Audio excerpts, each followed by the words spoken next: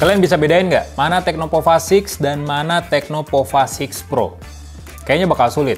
Secara desainnya dan pilihan warnanya dibikin hampir mirip.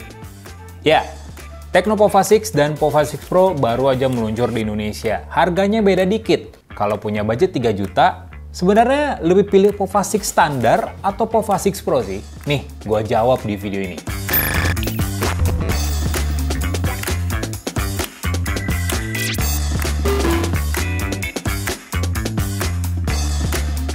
Oke, ngomongin harga dulu ya. Jadi Tecnopova 6 Pro ini cuman tersedia satu varian aja. RAM-nya 12GB, storage-nya 256GB, dan dibanderol dengan harga 3,2 jutaan. 3299 tepatnya. Sementara untuk Tecnopova 6 yang standar itu ada dua tipe. RAM-nya 8GB dengan storage 256GB itu harganya sekarang cuman 2,5 juta. Dan yang 12 256GB harganya jadi 2,9 juta. Memang sih, harganya beda tipis. Kalian cuman nambahin sekitar 300-400 ribu, sebenarnya udah dapat varian yang Pro. Cuman, kita bisa juga lebih hemat 400 ribu dengan membeli Pova 6 yang standarnya aja. Ya, yang jadi pertanyaan dan juga banyak nih yang nanya, sebenarnya lebih mending mana sih, Tecnopova 6 atau Pova 6 Pro? Oke, dari desainnya memang keduanya nih dibikin dengan konsep desain yang hampir sama. Warnanya sama, materialnya sama, posisi kamera dan bingkainya pun sama. Cuman ada sedikit detail yang bikin kita tuh langsung ngeh gitu. Mana yang Pova 6 dan mana yang Pova 6 Pro. Kalau Pova 6 yang standar, LED backlit-nya di bagian belakang cuman ada di sini aja. Dan di bagian lingkaran ini tuh LED flash. Nah, kalau di Pova 6 Pro, LED backlight-nya lebih banyak lagi. Lebih banyak panelnya lagi. Ada di sini dan juga di bagian lingkaran kamera sebelah sini. LED flash-nya dipindah jadi kecil nih di area bagian atas bingkai kamera. Jadi sebenarnya kalau ngomongin heboh-hebohan ya Pova 6 Pro lebih heboh desainnya. Secara lampunya, LED-nya lebih banyak dibandingin sama varian standar. Tapi ya secara keseluruhan ya desainnya kurang lebih sama, cuman beda di penempatan tulisan high density battery 6000 mAh aja. Kalau yang Pova 6 ada di sebelah kiri, kalau Pova 6 Pro ada di sebelah kanan. Jadi ya sebenarnya detail terkecilnya, detail yang jadi pembeda antara keduanya ya cuman jumlah dari LED backlight-nya. Kalau sisanya sih speknya sebenarnya kurang lebih sama ya. Untuk layarnya sama, AMOLED 6,67 inci Full HD+, 120Hz dan punya intensitas cahaya sampai 1300 nits untuk peak mode-nya. Kemudian juga sistem operasinya sama, juga iOS 14, basisnya Android 14. RAM-nya juga LPDDR4X dengan memori penyimpanan UFS 2.2 yang support microSD sampai 1 TB. Baterainya 6000 mAh yang udah ngedukung fast charging 70 watt. Adapter fast chargingnya juga udah dapet nih di dalam paket pembeliannya.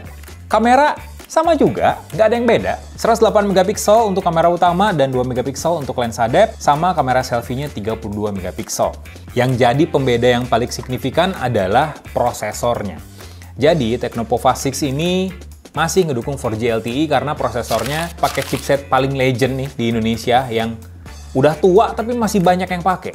MediaTek Helio G99 Ultimate. Dan untuk Tecnopova 6 Pro dia pakai Dimensity 6080 yang udah dukung 5G. Terus lebih kencang yang 5G dong. Iya, emang. Tapi nggak signifikan kencengnya. Gue udah ngetes di AnTuTu Benchmark lah ya, yang benchmarking yang udah umum dan udah banyak yang kalian tahu. Skornya sebenarnya nggak beda jauh, beda tipis aja. Untuk Tecnopova 6 yang standar skornya 420 ribuan, sementara untuk Tecnopova 6 Pro skornya 442 ribuan. Jadi cuma selisih dikit aja. Dan kalau ngomongin hardware-nya di atas kertas emang Dimensity 6080 serta G99 Ultimate nih sama-sama dibikin pakai fabrikasi atau arsitektur 6 nanometer.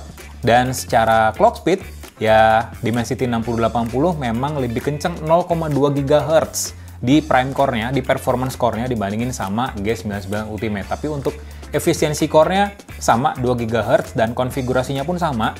2 core di performance core pakai Cortex A76 dan juga 6 core Cortex A55 yang clock speed-nya 2 GHz. Sebenarnya enggak signifikan juga sih, dan tetap berasa smooth keduanya, tetap enak juga, dan keduanya juga sama-sama didukung fitur khusus gaming yang bisa memfokuskan atau memaksimalkan kinerja smartphone ketika kita main game yang kompetitif, main game yang memang butuh sumber daya yang tinggi. Pertanyaannya, mendingan ini yang mungkin bisa didapetin dengan harga yang jauh lebih murah, 2,5 juta untuk 8256 dan 2,9 juta untuk 12256, atau yang 5G sekalian? Ada dua catatan sebenarnya. Catatan yang pertama, kenapa gua lebih condong ke Tecnopova 6? Karena secara spesifikasi Tecnopova 6 sama persis rasanya dibandingin sama yang Pro. Apalagi ya smartphone ini juga lebih murah. Udah layarnya AMOLED, in-display fingerprint pula, desainnya juga sama. Kenapa gue pilih smartphone ini ya? Karena G99 Ultimate stabil, performance-nya nggak beda jauh dengan Dimensity 6080 juga, dan ngegame pun memang sudah dimaksimalkan untuk ngegame Free Fire dan Mobile Legends. Jadi Free Fire dan Mobile Legends ini bisa dimainin di 90 fps pada Tecnopova 6 dan juga Pova 6 Pro. Itu alasan pertama. Dan yang kedua, alasan kedua kenapa kalian harus beli Pova 6 Pro, ya karena Dimensity 6080-nya yang udah dukung 5G. Cuman yang jadi catatan tambahan nih, catatan anaknya gitu ya. Sekarang kan coverage 5G nggak banyak juga di Indonesia ya, kebanyakan ada di spot-spot titik-titik tertentu di Jakarta, dan nggak semua operator juga yang udah ngedukung, yang udah ngasih jaringan 5G ke konsumennya gitu. Jadi ya, kalaupun kalian memang tinggal di tempat-tempat yang udah dapat coverage 5G, it's okay, beli Tecnopova 6 Pro. Karena secara koneksi internet, stabilisasi juga lebih baik daripada 4G LTE. Cuman kalau misalnya daerah kalian masih di luar dari coverage 5G dan mungkin sesekali aja gitu ya ke tengah kota yang ada jaringan 5G-nya, kayaknya lebih worth it untuk beli Tecnopova 6. Lebih murah dan ya uangnya mungkin bisa kalian tabungin atau beli aksesoris gaming tambahan untuk memaksimalkan experience kalian saat ngegame. Oh ya, satu lagi catatan, dua-duanya juga udah ngedukung NFC. Jadi sebenarnya perbedaannya persis di prosesor dan jumlah LED backlight-nya aja. Oh ya, satu lagi perbedaannya, softcase yang ada di dalam paket pembelian. Jadi, Tecnopova 6 Pro softcase-nya lebih bagus ternyata. Nih. Jadi dikasih pinggiran warna hijau gelap dan nggak bening-bening banget. Sementara untuk Tecnopova 6 ya softcase bening murah yang gampang banget kuning kalau sering kepanasan atau sering dipakai. Jadi ya itu sih 3 perbedaan signifikan dari dua smartphone ini. Jadi ya sebenarnya gue lebih condong beli ke Tecnopova 6 karena lebih murah, performance-nya juga nggak jauh beda, dan secara experience bener-bener nggak ada beda dengan Tecnopova 6 Pro. Itu juga tergantung dengan budget kalian. Kalau memang kalian niatnya pengen beli HP 3 jutaan, ya Tecnopova 6 Pro bisa kalian pakai, apalagi ya jaringan 5G terus diperluas ya oleh para operator di Indonesia. Jadi ya nggak ada salahnya juga buat beli smartphone ini. Cuman ya untuk budget yang lebih terbatas, lebih worth it yang versi reguler. Gitu aja videonya, jawabannya. Jadi udah semoga puas ya jawaban dari Uzontech untuk komparasi Tecnopova 6 dengan juga Tecnopova 6 Pro. Like video ini, kasih komen, share juga jangan lupa, dan subscribe Uzontech.